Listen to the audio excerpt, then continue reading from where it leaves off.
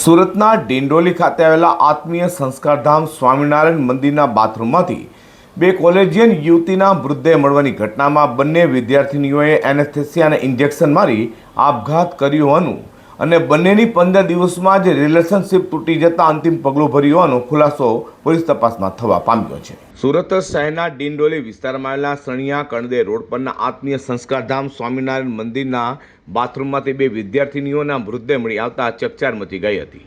Udhna citizen કોલેજમાં અભ્યાસ કરતી 18 વર્ષીય રોશની સરસ સિરસાટ અને 20 વર્ષીય જ્યોત્સના અતુલ ચૌધરી સવારે કોલેજમાં જવા નીકળ્યા બાદ પરત ન ફરતા પરિવારજનો તેમની શોધખોળ કરતા તેઓ આત્મીય સંસ્કારધામ સ્વામિનારાયણ મંદિરના બાથરૂમમાંથી તેઓની મૃત હાલતમાં લાશ મળી હતી। તો પોલીસ તપાસમાં બે વિદ્યાર્થીઓના આપઘાત કર્યાનું સામે આવ્યું હતું। તો હવે પોલીસ તપાસમાં વધુ એક ચોંકાવનારો ખુલાસો થયો છે। પોલીસ દ્વારા હાથ ધરવામાં આવેલા ઊંડાણપૂર્વકની તપાસમાં જાણવા મળ્યું છે કે રોશની અને જ્યોત્સનાના બંનેના તાજેતરમાં જ બ્રેકઅપ થયા હતા, જેના કારણે તેઓ ઊંડા ડિપ્રેશનમાં સરી પડી હતી। ચોંકાવનારી વિગત એ છે કે આ બંને બ્રેકઅપ માત્ર 15 દિવસના અંતરાલમાં થયા હતા, જેણે આ બંને સખીઓને માનસિક રીતે તોડી નાખી હોવાનું પ્રાથમિક દ્રષ્ટિએ જણાઈ રહ્યું છે। પોલીસે જ્યારે બંને વિદ્યાર્થીનીઓના મોબાઈલ ફોનની ઝીણવટભરી તપાસ કરી ત્યારે તેમાં કેટલીક મહત્વની ચેટ્સ મળી આવી હતી, જે સીધો જ ઇશારો તેમના પ્રેમ સંબંધોના અંત તરફ કરતો હતો। આ ઉપરાંત પોલીસે તેમના મિત્ર વર્તુળની પણ પૂછપરછ હાથ ધરી હતી અને અનેક મિત્રોના નિવેદનો નોંધ્યા હતા। આ તમામ પુરાવાઓ નિવેદનના આધારે હવે પોલીસ એ દિશામાં વધુ તપાસ ચલાવી રહી છે કે શું આ આત્મહત્યા પાછળ અન્ય કોઈ દબાણ કે કારણો જવાબદાર હતા કે કેમ। હાલ પોલીસે યુવતીઓના પ્રેમીઓ, જેમાં એક ઓનલાઈન પેકિંગ કરવાનો કાર્ય કરે છે અને બીજો ડીજે વગાડે છે, તેઓની પણ પૂછપરછ હાથ ધરી છે।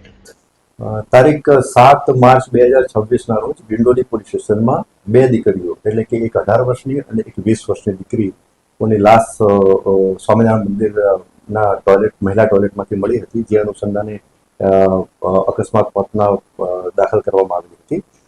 પ્રાથમિક તપાસમાં જે કંઈ ઓરલ એવિડન્સ એટલે કે મૌખિક પુરાવા, પછી બીજા સાયન્ટિફિક એવિડન્સ, ઇલેક્ટ્રોનિક એવિડન્સ અને અમુક સ્વતંત્ર સાહેબોના પણ નિવેદનો પણ લેવામાં આવેલા છે।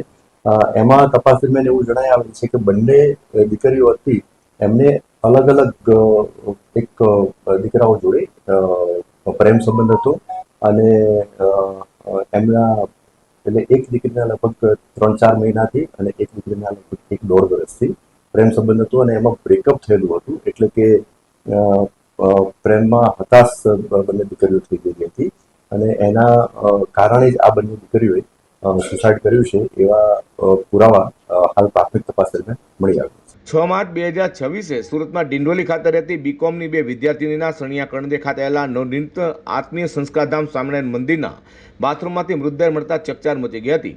બહેનપણીઓના મૃતદેહ પાસેથી ઇન્જેક્શન અને એનેસ્થેસિયાની દવાની બોટલ મળી આવી હતી। પોસ્ટમોર્ટમ દરમિયાન બંને એનેસ્થેસિયાના ઓવરડોઝ દવાના ઇન્જેક્શન લઈ આપઘાત કર્યોનું પણ જાણવા મળ્યું હતું।